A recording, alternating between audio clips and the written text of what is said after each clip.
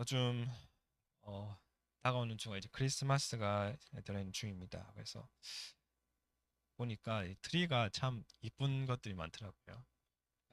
사진 찾아본 중에 여기 가야 테마파크, 네, 거기도 크리스 장식이 돼 있고, 여 도로 조금만 내려가면 나오죠.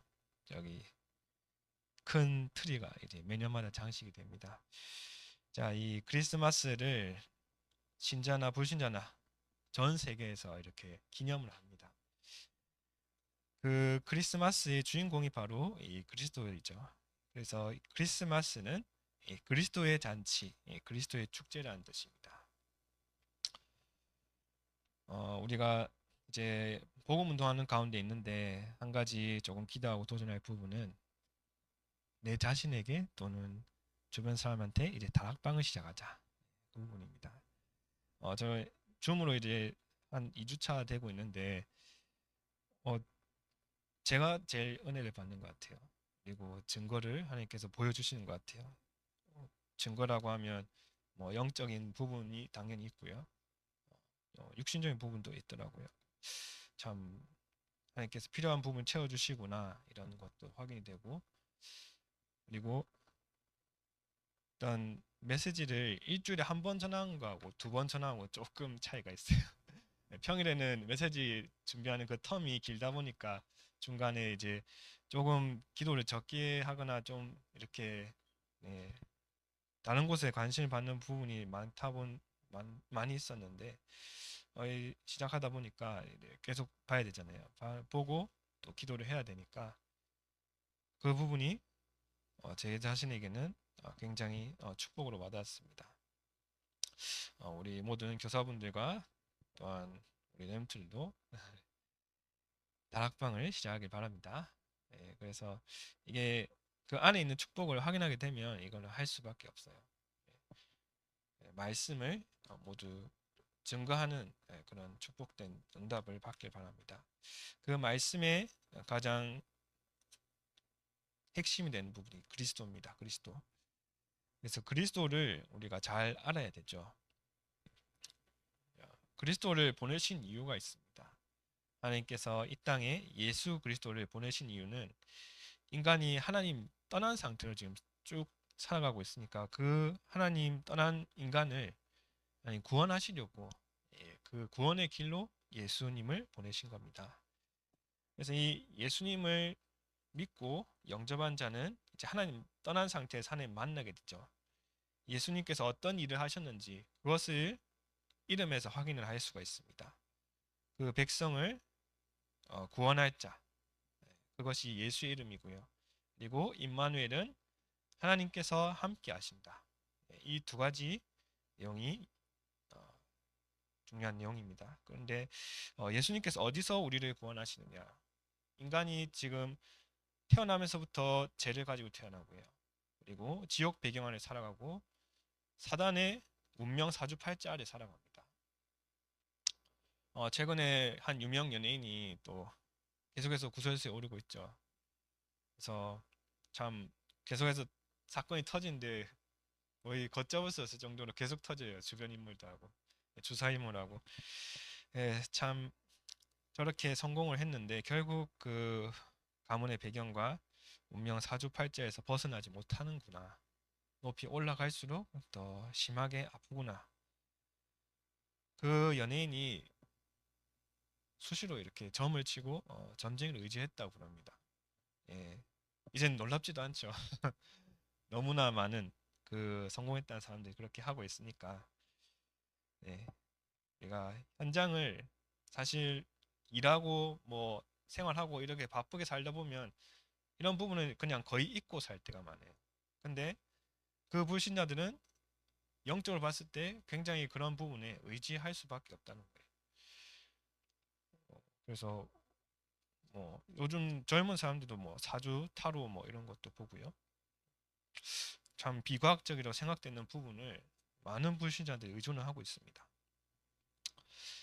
우리는 이제는 하나님 만났기 때문에 임마누엘 축복을 회복해야 될 줄 믿습니다.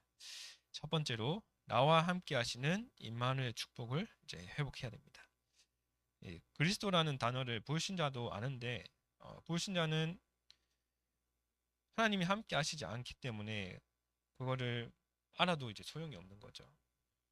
성경을 열심히 공부했다는데 예수 그리스도가 나에게 어떤 의미인지, 나에게 어떤 분인지 그렇게 믿음으로 와닿고 그게 마음으로 와닿지 않는다면 그리스도라 해도 사실 전혀 관계없는 상태가 되는 겁니다.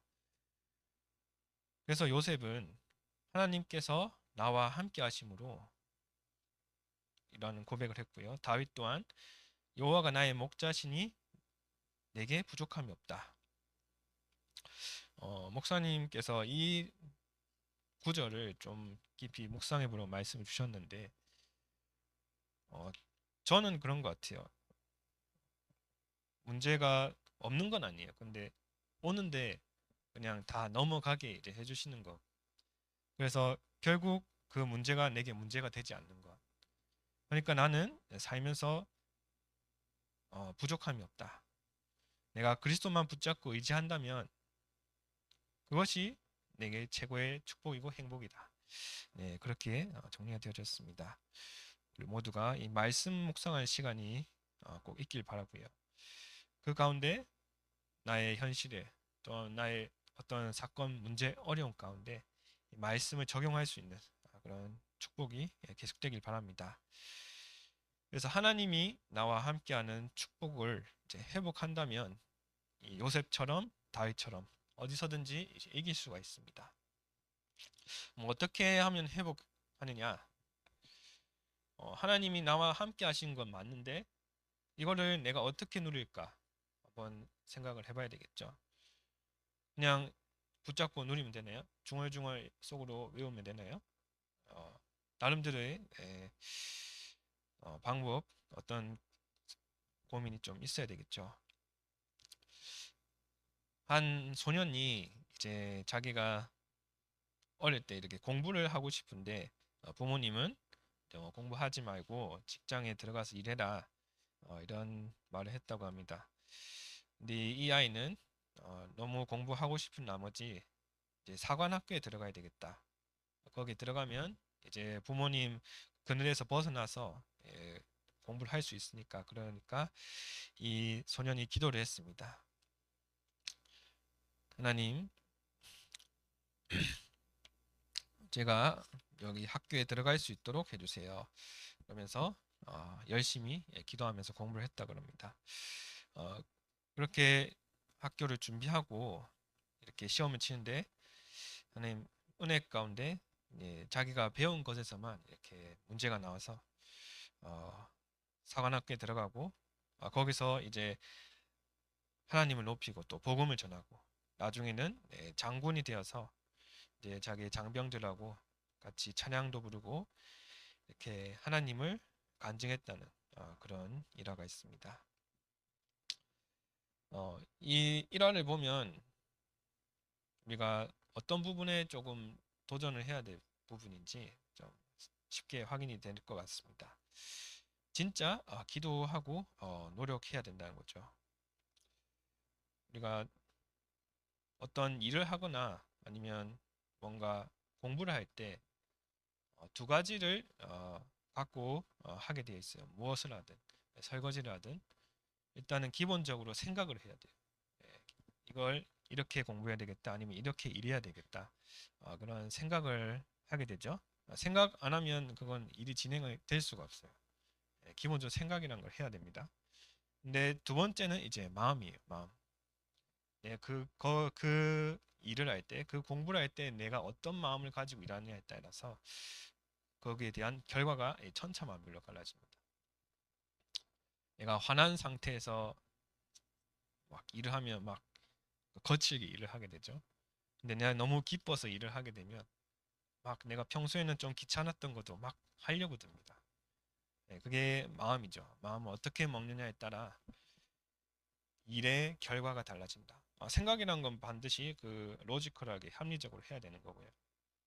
근데 이제 여기서 내가 붙잡아야 될 부분 그러면 내가 어떤 마음을 가지고 일에 임해야 되냐 공부를 해야 되냐 할 때 정말 그리스도께서 주시는 그 감사와 행복 가지고 해야 되겠다. 그 부분이 한 주 동안 조금 정리가 되어졌습니다. 그래서 제가 뭐 여러 가지 좋아하고 또 하고 싶은 것도 많은데 한 번 이런 생각이 들더라고요. 그리스도 안에 하나님께서 지금 다 주시는 계속 체험하고 있는데 그러면 그리스도만 붙잡으면 되는 거 아니냐, 그렇게 생각이 들면서 좀 감사하면서 좀 오직 그리스도를 붙잡게 되었습니다. 그러다 보니까 좀 일을 하는 데 있어서 조금 뭔가 나름대로 행복이 있더라고요. 힘든 뭐 조금 피곤할지라도 그리스도 누리면서 하다 보니까 뭔가 일도 잘 풀리는 것 같고, 그런 부분을 하나둘 발견하게 되더라고요. 정말 요셉이 어떤 마음가짐을 이랬을까, 그런 부분이 조금은 이해가 되는 것 같더라고요. 요셉이 노예로 있었을 때 지금보다 훨씬 더 힘들었을 거고 쉬는 시간도 없었을 거고 분명히 괴로웠을 텐데 어떻게 하나님께서 함께 하시는 증거가 나타났느냐, 그 마음이 하나님과 함께하는 그 행복과 감사를 누리고 있었다는 겁니다. 우리 렘넌트들과 또한 우리 모든 교사분들이 어떤 일을 하든 일이란 건 어차피 해야 돼요. 살면서 집안 일을 하든 아니면 밖에서 일을 하든 아니면 학생이라면 공부를 하든 뭐 시험을 치든 업이라는 게 반드시 있습니다.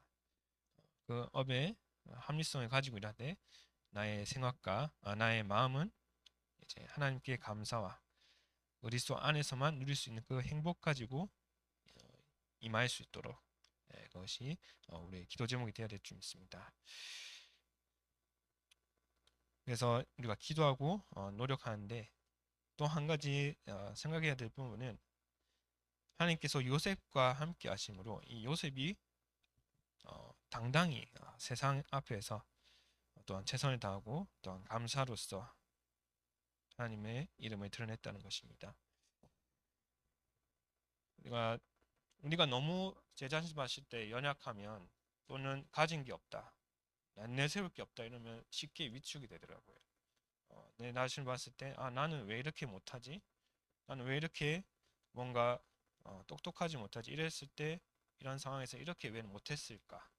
이런 스스로에 대한 자책을 때로는 하게 되죠. 그게 사실은 속는 겁니다. 그래도 나는 하나님이 나와 함께 하시는 하나님 자녀다.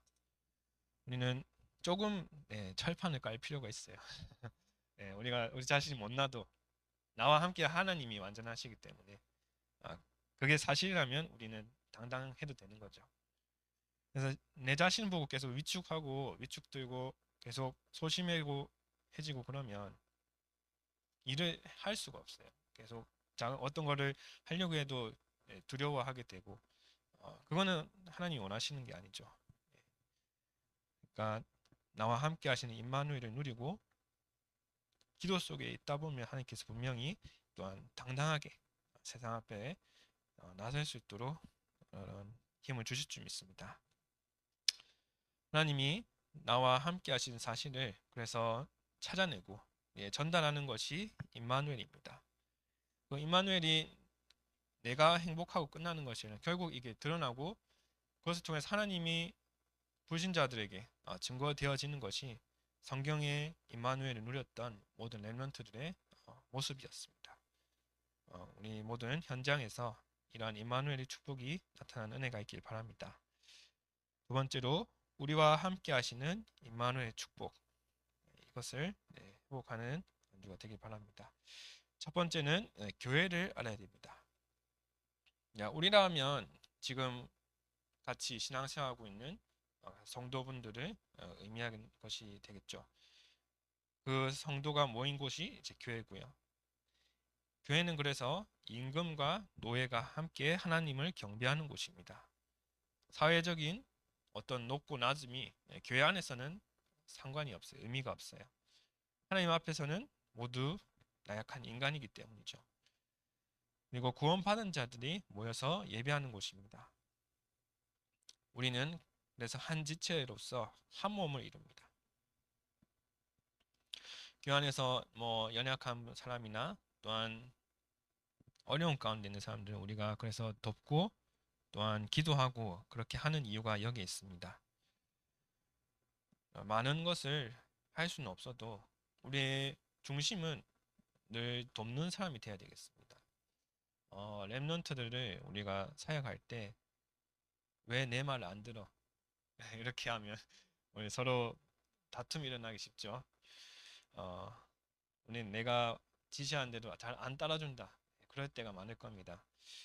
어, 근데 한 주 동안 전 기초적 보고 하면서 이들을 어떻게 도울까 이런 질문을 하게 되더라고요. 우리 랩런트들 각자마다 상황이 다 다르고 그 부모님들이 또 다르잖아요. 부모님의 영적 상태가 랩런트들한테 많은 영향을 끼칩니다. 그래서 부모님이 신앙생활을 안 하는데 다른 교회 갔는데 우리 교회에 올 수 있는 랩런트는 아마 거의 없을 거예요. 그만큼 부모님의 신앙생활을 거의 따라가고 그 부모님 중에 한 분이 안 믿는다 그러면 그 안 믿는 쪽으로 더 기울더라고요. 이상하게. 예. 참 퍼센티지 보면 좀 그런 것 같은데 다 그렇다는 건 아니고요. 믿음이 강한 쪽으로 랩런트들이 더 배워서 자라나면 되는데 세상 속에 살다 보니까 좀 더 그런 것 같습니다. 그래서 랩런트들을 어떻게 하면 좋을까? 그런 질문을 하게 되었습니다. 그래서 우리는 돕는 삶이 되어야 되고요. 그런 중심을 가지고 기도할 때 하나님께서 또한 힘을 또한 채워 주실 줄 믿습니다. 그것이 바로 또한 하나님 나라이기도 합니다. 이 교회는 천국의 모형이죠. 그래서 여기서 우리가 예배드리고 찬양드리는 거를 하나님 나라 가서도 또 그대로 하나님께 그대로 찬양드리고 또 예배드리는 겁니다. 그것을 위해 우리 인간이 창조함을 받았기 때문이죠. 또 우리는 교회 안에 있지만 교회 밖에서 있는 시간이 훨씬 많습니다. 내가 있는 현장 또한 하나님께서 함께하는 현장입니다. 그 현장이 축복된 현장이 되어야 될 줄 믿습니다. 하나님께서 나와 함께 하시기 때문에 내가 있는 현장에도 하나님의 나라가 임할 수 있도록 그것을 두고 기도해야 되는 것이죠. 하나님께서 그 현장에 함께 하신 축복을 또한 찾아내야 될 줄 믿습니다. 어떤 일을 하든 우리는 기도 속에서 할 때 하나님께서 분명히 보여주시는 그 증거를 보게 될 줄 믿습니다. 세 번째로 매일 함께 하시는 임마누엘의 축복을 회복해야 됩니다. 내가 문제 왔을 때도 하나님께서는 함께 하시고 또한 응답 왔을 때도 어떤 환경에서도 어떤 시간 속에서도 하나님께서는 함께 하시기 때문에 우리가 24시 기도를 우리는 축복이 있길 바랍니다. 우리가 24시라면 그것을 계속해서 생각하고 떠올리게 된다는 건데 누군가 내가 뭐 사랑하는 사람이 있다 그러면 24시가 아마 될 거예요. 정말 복음에 집중하는 가운데 이 오직 그리스도라는 것이 내게 24시로 붙잡혀지는 응답이 시작될 때 하나님께서 그 사람에게 반드시 성경의 렘넌트를 받았던 응답을 주실 줄 믿습니다. 24시가 되어질 때 25시 이 25시는 사람의 시간이 아닙니다. 그래서 25시는 하나님 나라의 일이 이루어지는 하나님의 시간인 것이죠. 우리의 능력은 한계가 있기 때문에 결국 하나님께서 우리를 통해 역사하셔야만 이 세계복음하는 것이 가능해집니다. 현장에서 복음화가 일어날 수가 있습니다. 24시 기도를 통해서 25시 축복을 누리고 그리고 영혼의 작품을 남기는 것이 우리 인생이 걸어가야 할 길입니다. 영혼의 작품이라면 단어가 좀 이해가 되나요? 영원, 영원히 남는다. 쉽게 예를 들면 크로스비가 지은 찬송은 재림 때까지 끝까지 영원히 불러질 찬송입니다. 또존 버넌의 그 철로 역정이라는 작품도 영원히 남는 작품이죠. 우리가 복음 전에서 한 영혼이 구원받는다면 그것이 또한 영원한 작품입니다. 우리가 이 현장에서 정말 24 기도하는 가운데 25 하나님 나라에 이루어져서 많은 사람한테 복음에 영향을 끼칠 수 있는다면 그것이 또한 영혼의 작품이 되는 것입니다. 하나님 나라에 상급 쌓는 것이 영혼의 작품입니다. 그래서 이 축복을, 이 응답을 우리가 누리는 은혜 속으로 들어가야 되겠습니다. 결론적으로 오늘 읽었던 이사야 7장 14절은 예수님이 태어나기 700년 전에 예언된 말씀입니다.